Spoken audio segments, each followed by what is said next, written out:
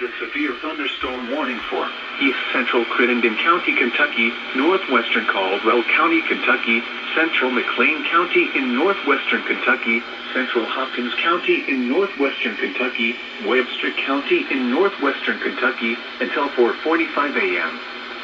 At 4:01 a.m., a line of severe thunderstorms were located from near Dixon to near Marion, moving east at 60 miles per hour.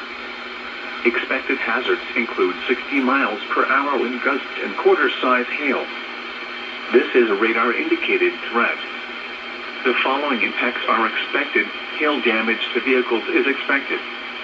Expect wind damage to roofs, siding, and trees. Severe thunderstorms will be near Clay and Dixon around 4:05 a.m. Providence and Seabury around 4:15 a.m. Beech Grove around 4:20 a.m.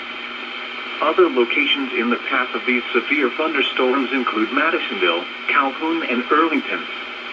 This includes Interstate 69 in Kentucky between mile markers 113 and 135. Repeating, a severe thunderstorm warning has been issued until 4:45 a.m. for the following counties in Kentucky: Caldwell, Crittenden, Hopkins, McLean, and Webster.